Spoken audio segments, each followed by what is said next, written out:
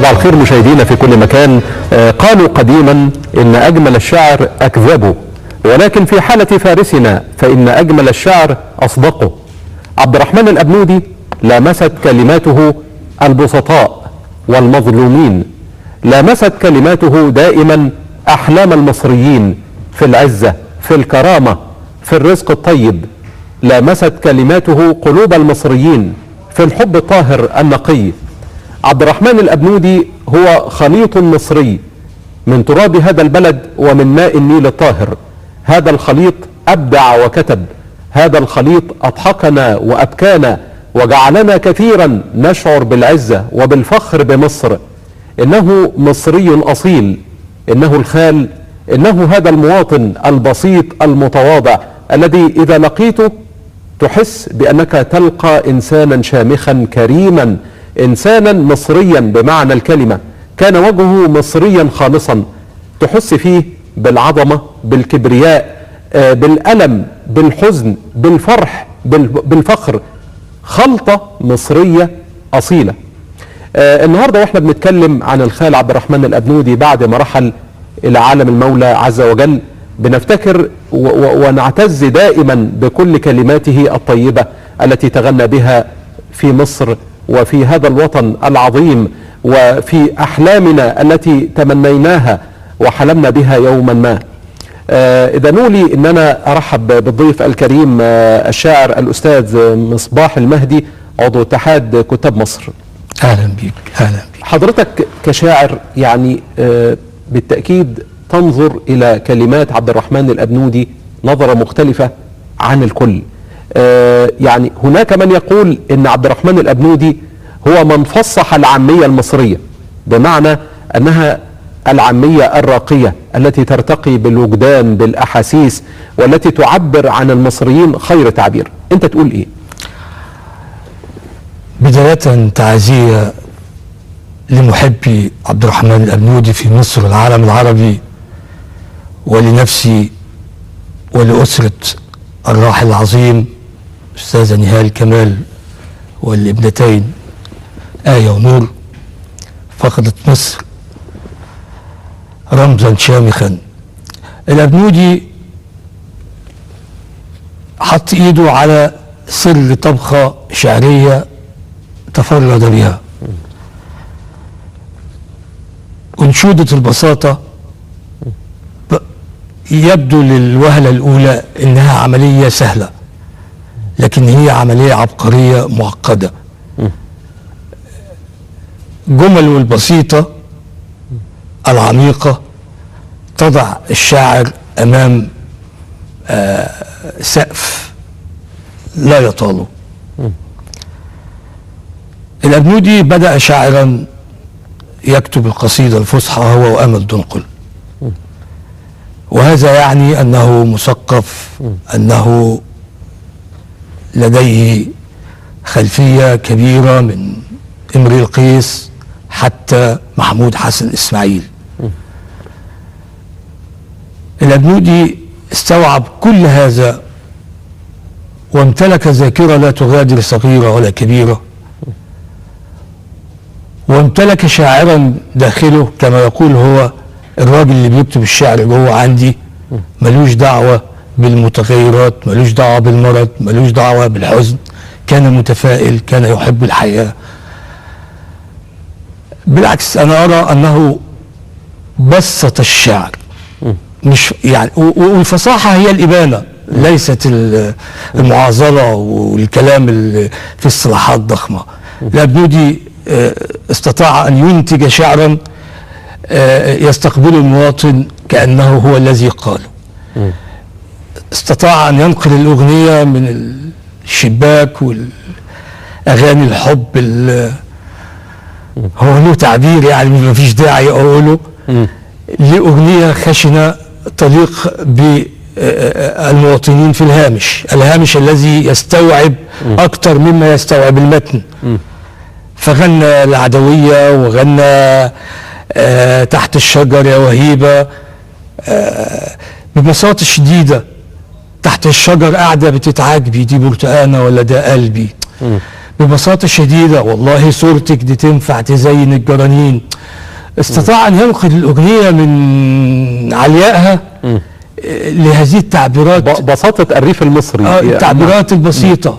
علمته يفرح سابني حزين، جمل بسيطة. حتى في تترات المسلسلات أتذكر له في تتر عاشور الناجي بيقول القلب من غير باب بيدخلوا وبيخرجوا الأحباب. الله. تبدو للوهلة الأولى أنه كلام عادي، كلام متاح، كلام يستطيع أي من كان أن يمد يده. بس عاميته راقية جدا، وده اللي أنا كنت بقصده بفصح العامية، لأن هناك من كتب شعر العامية ونزل به إلى الدرك الأسفل يعني. هو لم يسف، نعم هو لم يسف حتى وهو مضغوط في السبعينات، لم يسف ولم يبتذل. شاعر منتمي، شاعر له رؤية وانحياز واضح، انحاز للهامش اللي قلت حضرتك ان هو يستوعب من المواطنين اكثر مما يستوعب المتن. ظل حتى اللحظة الأخيرة الشاعر فيه بخير، يعني وهو على سرير المرض كتب قنديلة، وهو على سرير المرض كان يعد لكتابة أوبريت عن قناة السويس الجديدة. هو قيل ان بدأ فيه، بس نعم. احنا مش عارفين طبعا يعني.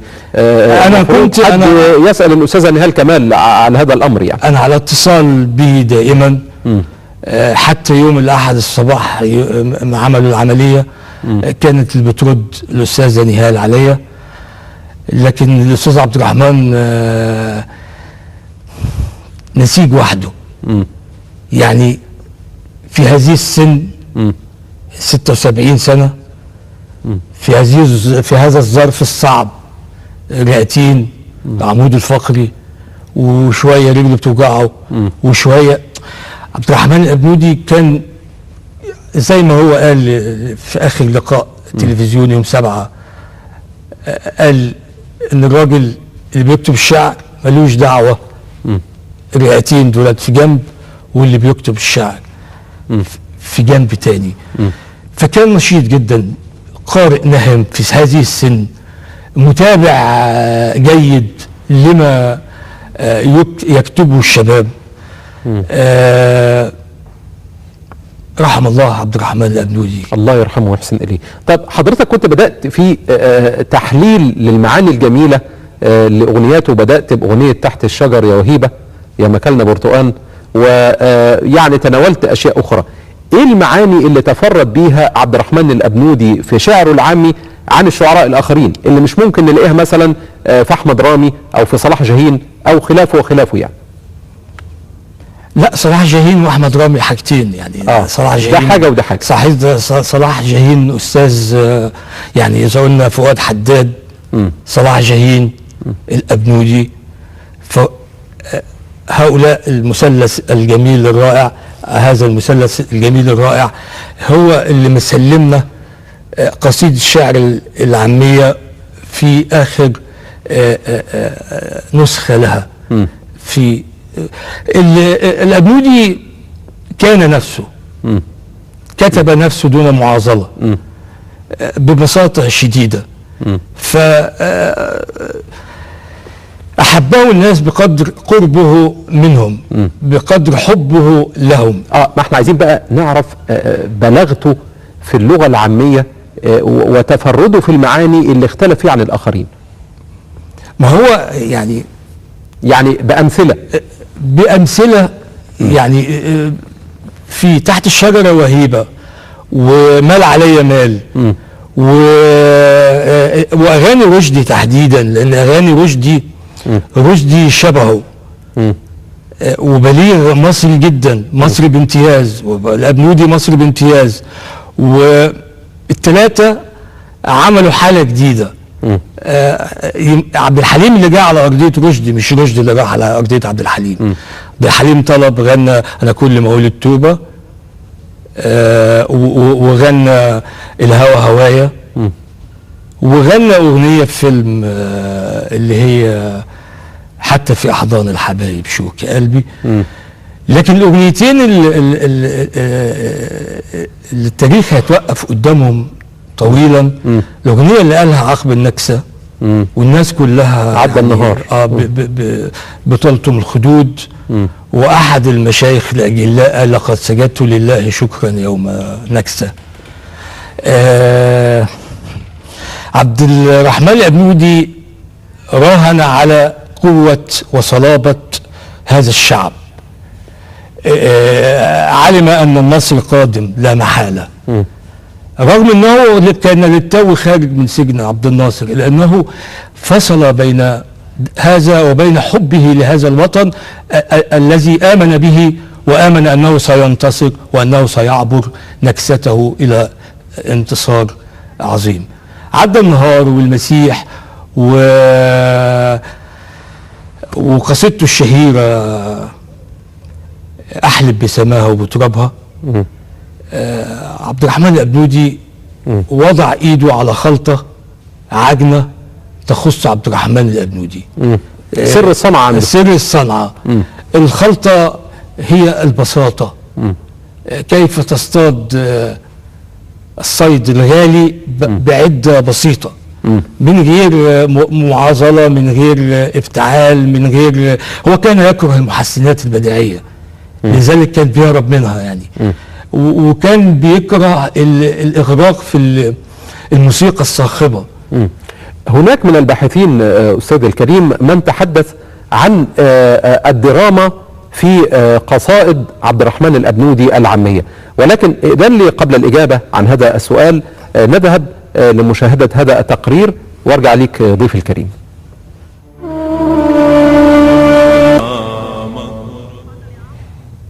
عبد الرحمن الأبنودي عليه رحمة الله هذا الشاعر المصري العبقري، هذه الخلطة السحرية المصرية المعجونة بماء النيل الطاهر وبتراب مصر الطاهر.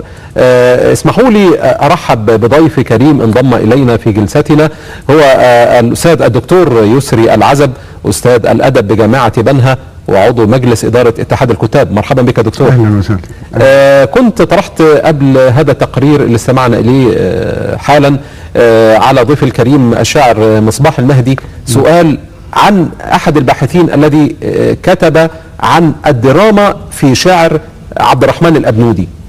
كيف حضرتك كباحث وكشاعر وربما كعضو اتحاد كتاب تقرأ هذه الدراما في شعر الأبنودي؟ هو ملمح ظاهر في شعر الأبنودي من أول ما قرينا له، من أول ما كتب. أنا كنت طالب يمكن في المرحلة الإعدادية لما سمعت عبد الرحمن الأبنودي وهو بيقول شعر، وحسيت ان الجمل فيها صراع كأنها تتحاور. ديالوج. لازم الدراما تبقى هي اللي هي المسميات اللي كتاب المسرح بيعملوها. دراما الشعر دراما مختلفة تقوم على التضاد بين الجمل، التضاد بين المعاني، بين الدلالات، بتقوم على مفارقة. الأبنودي كان بيعمل ده بنجاح شديد جدا، وكان من مصادر جذب المستمع إليه. له ميزة مهمة قوي، إنه صدر لنا الصعيد، دخل الصعيد مصر كلها، ما بقاش فيه قبلي وبحري. صعيدية الشعر كما كان يتلوه أو ينشده عبد الرحمن الأبنودي أصبحت شيئا محببا لدى المصريين في كل مكان في أرض هذا الوطن، منذ سمعوا الأبنودي يقدم قصائده عبر الإذاعة ثم عبر التلفزيون، ونجح إلى حد بعيد في أنه يعمل لنا مثلا فاطمة أحمد عبد الغفار اللي حصل عن جوابات حراج الجت مثلا هي عن النكسة، كأنك بتشوف الشخصيات اللي بتنطق من غير ما تبقى على المسرح. نعم. من غير ما يبقى فيه مخرج يوزع أدوار ويحفظهم والكلام ده. هو شاعر مسرح، شاعر دراما. زي ما قلت اللهجة الأبنودية ليست هي لهجة قبائل الصعيدية المنتشرة الوقت في جنوب مصر، لكنها صعيدية الأبنودي. يعني سبحان الله، صعيدية يعني تخص الأبنودي. هي تخص الأبنودي، محدش يقدر يقلدها. نعم. يعني أنا بيجي لي مثلا في أمسيات وفي ندوات، سواء في اتحاد الكتاب أو في دار الأدباء أو في غيرها، بالتأكيد في شعراء اسمع شعراء من كتاب من الصعيد، يعني ده مؤكد. الصعيد. بلاقي حاجة من الاثنين، يا ده مقلد للأبنودي فما احسبوش، لأنه هيقدم إيه؟ مش هيقدم حاجة. يا هو صعيدي بيقول لهجته هو، بيقول صعيديته هو. فابدأ التفت إن فيه درجات متعددة داخل اللهجات الصعيدية المحلية. لهجة قنا غير لهجة أسوان، غير لهجة أسيوط، غير لهجة سوهاج. يعني الأبنودي عملها لهجة قومية عامة. نعم. وحبب الناس فيها، والناس دلوقتي بتتغنى بأشعاره، بقت عامة. نعم. طيب أرجع لضيفي الكريم الشاعر مصباح المهدي. إذا تحدثنا بقى عن الدراما في أشعار الأبنودي، ولكن في الأشعار الوطنية، يعني هناك أيضا من قال من الباحثين أن الأبنودي ابتعد في أغانيه الوطنية عن الهتاف، يعني باستثناء مثلا أحلب بسماه بترابها، يعني ربما كان فيها شيء من الهتاف، مع ان فترة الستينيات كانت زاخرة بالهتاف وبمشاعر وطنية جياشة كانت تدفع الكثيرين الى انتاج غناء الهتاف. فكيف تقرأ انت كشاعر غناء الأبنودي الوطني، وما هي وجه الاختلافات بينه وبين اشعار الاخرين؟ هو دخل على الأغنية وفي منجز طويل عريض، يعني هو ليس بمنأى عما حدث. يعني بيرم اللي اتريق على الاغاني والعبد العاطفي اللي طول الوقت عمل انا في انتظارك، عمل هو صحيح، عمل شغل. صلاح جاهين عمل شغل فيه صورة، ركز على الصورة. الأبنودي طول الوقت محتاج او حاطط هدف ان هو يبقى حد مختلف، يبقى الأبنودي ما يبقاش حد تاني. فعمل الأغنية اللي فيها الروح الدرامية، الحوار اللي الدكتور يسري بيتكلم عنه. وبعدين هو الحوار مش بعيد عنه، ده هو اللي عامل الحوار بتاع فيلم شيء من الخوف كله. يعني هو القصة كانت في ايده، عمل لها السيناريو الحوار. يعني هو وعمل سيناريو عمل حوار اخر للمسلسل، اعتقد شيء من بقى ذئاب الجبل تقريبا. فالأبنودي جاد،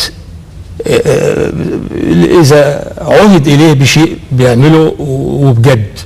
طلب منه تتر مسلسل، بيقعد على السيناريو والحوار كله بالكامل بإخلاص بدأب لغاية ما يطلع تتر ابن هذه الدراما. فعبد الرحمن الأبنودي طلع نسيج وحده في وسط دولت. وبعدين هو يعني المنجز كان تم منه مرحلتين، مرحلة فؤاد حداد المعلم الأب الوالد، ومرحلة صلاح جاهين اللي اهتم بالصورة واهتم وسلم لنا منجز مهم. سادن ضيفين الكريمين معانا على الهاتف الفنان الكبير محمد ثروت. صباح الخير يا استاذ محمد. اهلا يا فندم، اهلا وسهلا. بالتاكيد انت كفنان وكمطرم يبحث عن الكلمات الجميله للغناء، بالتاكيد تعاملت يوما ما مع الشاعر الكبير الراحل عبد الرحمن الأبنودي. قراءتك لشعره ولكلماته فيما تختلف عن الاخرين؟ لا، هو انا مش مطرب بتعامل مع الشاعر، لا. انا هقول لك مفارقه عجيبه وحاجه ما حدش يعرفها. هو انا في ثانوي، احد اصدقاء عائلتنا، يعني راجل صعيدي اسمه الحاج عبد الرازق، وعدني ان انا اقابل الأبنودي عشان يسمعني. فقلت له يا ريت. فذهبت لمكان الحاج عبد الرازق، محل في شارع شامبليون. نعم. ووجدت المرحوم عبد الرحمن الأبنودي. فسألني انت منين؟ قلت له انا من طنطا. قال طب بتغني لمين؟ قلت له بغني لكذا ومش عارف ايه. وتطرق الحديث انه طب انا اعرف ان طنطا فيها مشايخ، تعرف تقرا قرآن؟ قلت له اعرف اقرا قرآن.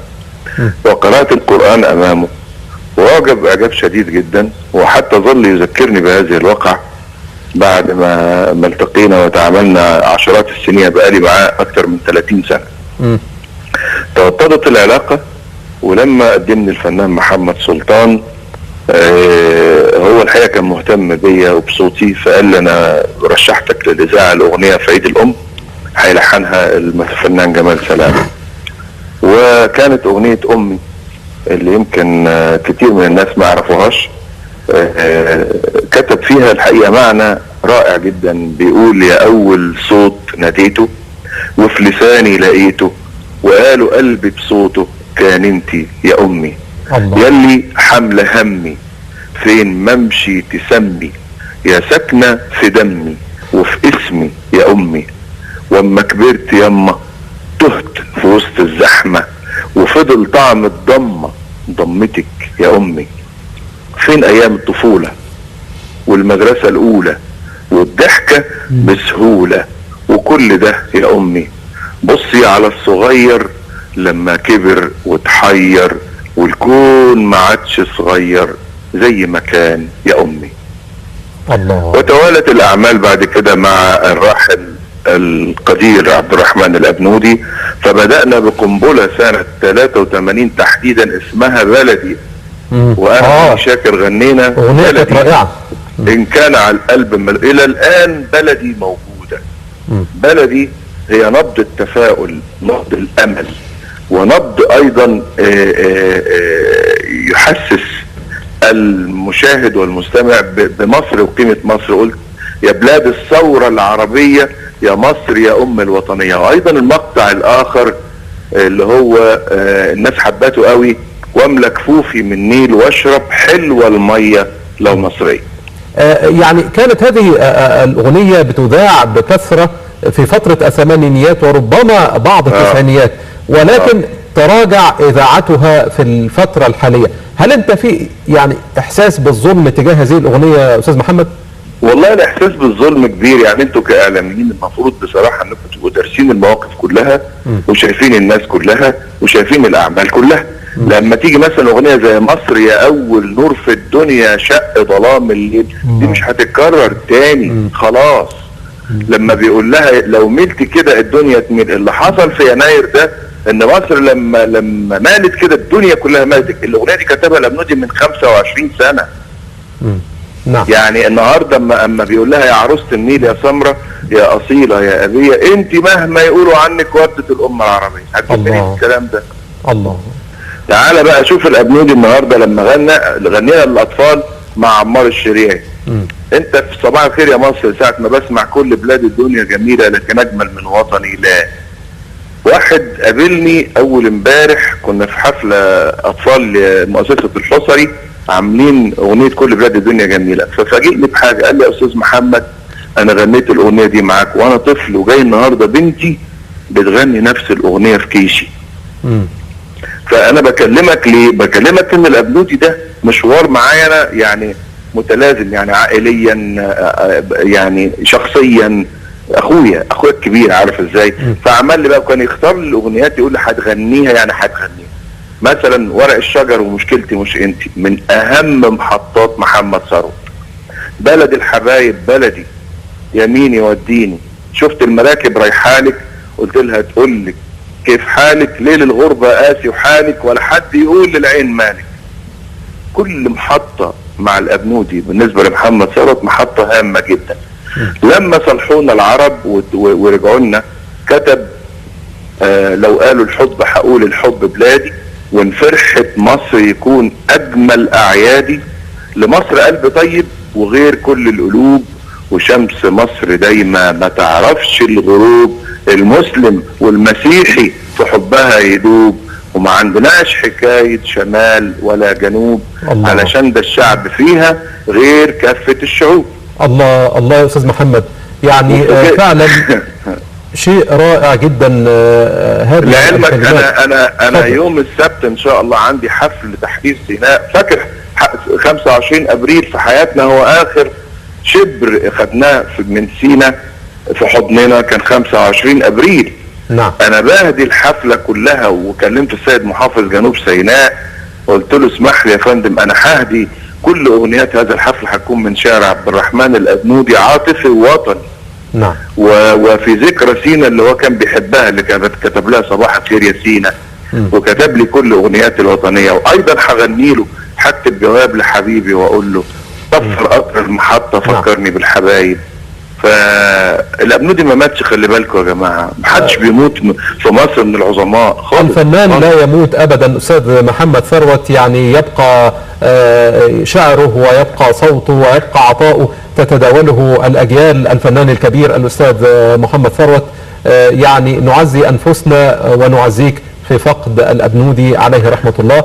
الله يخليك يا فندم، انا بشكرك وبشكر صباح الخير يا مصر، وبقول لكم انه يعني الأبنودي هيظل بما كتبه وبما اعطاه لبلده قامة وقيمة كبيرة. وهو طلب مننا حاجة ان احنا ما ننساهوش، يا ريت ما ننساهوش، ويا ريت نفكر. استحالة ينسى. كلما نستمع الى عبد النهار صباح الخير يا سينا، الكلمات الجميلة اللي حضرتك تفضلت بيها، يعني كان على قلب ملوش غير. يعني اشكرك جزيل الشكر الفنان الكبير محمد ثروت. ومعنا ايضا على الهاتف الشاعر الكبير مصطفى الدمراني. صباح الخير يا استاذ مصطفى. صباح الخير، الله يخليك. يعني اعزيك واعزي انفسنا في الشاعر الكبير عبد الرحمن الأبنودي. انت كشاعر يعني كيف تقرأ اعماله اللي هي بالتأكيد هتفضل عايشة في وجدان المصريين زمن طويل جدا؟ عبد الرحمن الأبنودي يعني الناس يمكن ما تعرفوش، احنا تربينا سوا يعني في مدرسة بقينا الابتدائية من اول ما يعني من واحنا في الابتدائي مع بعض، والاعدادي والثانوي، يعني رحلة عمر طويلة. يعني تعلمنا على ايد المرحوم محمود الأبنودي، الشيخ الأبنودي اللي هو والد عبد الرحمن، كان بيدينا لغة عربية، وكان معنا عبد الرحمن وصفوان عامر وعمل دنقل، كنا مجموعة كلنا. يعني كان الشيخ الأبنودي هو أستاذنا في العملية دي كلها. وبعدين جينا القاهرة وبقينا لا ننقطع عن اتصال مع بعض، لأنه رحلة عمر. فيعني الأبنودي ظهرت ملامحه الشعرية مبكرا من اول الاعدادي، زي ما كان بيقول الاستاذ يسري، واحنا انا شايف انا سامعه دلوقتي، بيقول يعني من اول الاعدادي، وكان لمح كشاعر كبير يعني. وبعدين بدأ اسمه يلمع يعني بشكل كبير جدا، والتقطوا عبد الحليم حافظ ومحمد رشدي وكمال الطويل الله يمسيه رحمة الله عليه. فكل دول بدأوا يتجهوا للأبنودي، لأنه بقى قيمة كبيرة جدا في كتابة القصيدة وكتابة الشعر، فلفت نظر الجميع، أعطى للبلد أعمال جليلة جدا. أستاذ مصطفى يعني عايزة مئات السنين عشان تتنسي، ومش أستاذ مصطفى استأذنك، يعني حضرتك كشاعر الكبير مصطفى الدمراني، نعم. ايه هي الأغنية اللي لما تسمعها للأبنودي تحس انها بتلمس حاجة جواك؟ والله كل اعماله عظيمة جدا، كل اعماله ما فيش، ده هو صاحب مئات الاغاني الناجحة. انا بحس جدا بالوطنيات العظيمة اللي عملها، واعماله الدرامية اللي موجودة. ما فيش، انا ما اقدرش اقول انه عبد الرحمن ليه حاجة قليلة ابدا، ولا حاجة احسن من التانية. كل اعماله خالدة وعظيمة جدا، وكل جملة بيعملها بتنطق بالمحبة للبلد وللأمة العربية.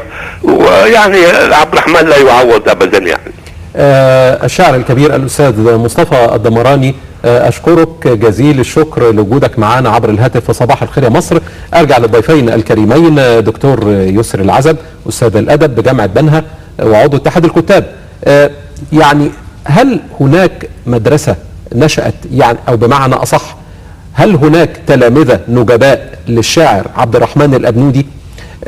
وإذا كانت الإجابة بنعم، كيف يمكن الحفاظ على هذه المدرسة وتوارثها عبر الأجيال؟ في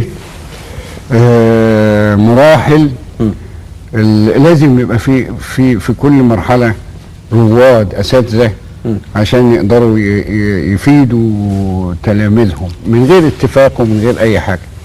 عبد الله النديم مدرسه سلمت الرايه لبيرم التونسي، بيرم التونسي سلم الرايه لاول 2 حرروا القصيده من قيود التقليد القديم اللي بيسمى زجل، وبداوا يكتبوا ما يطلبه الواقع. استلم الرايه بسرعه الابنودي سيد حجاب، وجه بعد كده سمير عبد الباقي، بقت جه جيل النكسه. انا بقول على جيل الستينيات اسمه جيل النكسه، لان الجيل لازم يحصل متغير كبير في الواقع عشان تقوم مدرسه، عشان ننتقل لمرحله، مش كل 10 سنين بنعمل حلقات من الاجيال. في رايك من هم كانوا اساتذه الابنودي؟ كان اساتذه الاول استاذ بيرم التونسي، فؤاد حداد، صلاح جاهين، زجالين كتار ما اشتهروش، كانوا بينوروا بقصايدهم الزجاليه، بيحطوا بذور التجديد. طيب اجي لضيف الكريم الشاعر مصباح المهدي. يعني تلامذة الابنودي يعني اين هم الان على الساحه؟ موجودين، بس عايزك تديني اسماء. انا بكل فخر احد تلامذة الابنودي ممكن ما اكونش شبهه. لا بالتاكيد ربنا خلق لكل واحد بصمه في الشخصيه مختلف عن الاخرين، لكن انا تلميذ الابنودي. انا زي ما في الصعيد عبد الناصر علام، ما كنت لسه هتكلم. عبد الناصر علام يعني احد تلاميذه، لا وبرضه له بصمته، له منطقته. كلنا اتربينا على هذا الشعر الجديد، يعني زي ما استاذنا الدكتور يسري العزب بيقول وهو في الاعداديه فتحت عينيه على شعر الابنودي. وانا برضو صغير لقيت حاجه مختلفه، اغنيه مختلفه، شعر مختلف. الليل جدار اذا يدا نديك من عليه يطلع نهار، وتنطلق من الشرق اليمامه ام الجناح ابيض. هذا الغزل الجديد، هذا الشغل الجديد ده. فالابنودي يعني ايده البيضاء على الكل. حرر القصيده زي ما الدكتور يسري قال من روح الزجل، من عاديه الزجل، وخلاها تقف كتف بكتف مع قصيده الفصحى. هاتش حد النهارده يقول في قصيده فصحى قصيده عاميه، دي فصيحه ودي فصيحه، دي بتبين ودي بتبين، دي بتوصل رساله ودي بتوصل رساله. طيب دكتور يسري، يعني الصعيد معروف انه يعني يكثر فيه الشجل، يعني لماذا لم يتاثر او يقع الشاعر الكبير عبد الرحمن الابنودي فريسه للاحباط والانكسار الداخلي بعد 67 وقدم لنا حاجات جميله قوي؟ وهو كان لازم ينتصر على السمة اللي حضرتك لفتت النظر اليها، وهي ظهرت في معظم مكان. ده سمة مصرية أصيلة بصفة عامة، بتزيد في الصعيد، بتزيد في مواويل الصعايدة عند الشعراء المجهولين. الأبنودي لما مش هو لوحده، ده جيل النكسة كله. اللي انا برضه باكد على حكايه المتغير الاجتماعي اللي بيعمل الاجيال ده كله اتنقل عشان يفوق مصر ووقفنا تاني على رجلينا اثناء حرب الاستنزاف اللي حققنا فيها معجزات عشان نوصل للحظه الفاصله بين النكسه وبين عبور انتصارنا على خط بارليف المنيع. ما ينفعش ان يبقى فيه شجن، ما ينفعش. صحيح. طيب شاعر مصباح المهدي، انا كنت عارف ان حضرتك كاتب كلمات عن الابنودي عليه رحمه الله وعايز تقراها، فنسالك. والله دي قصيده كتبتها له من 6 شهور، نشرتها روزا اليوسف. مشوار بطول عمر الوطن،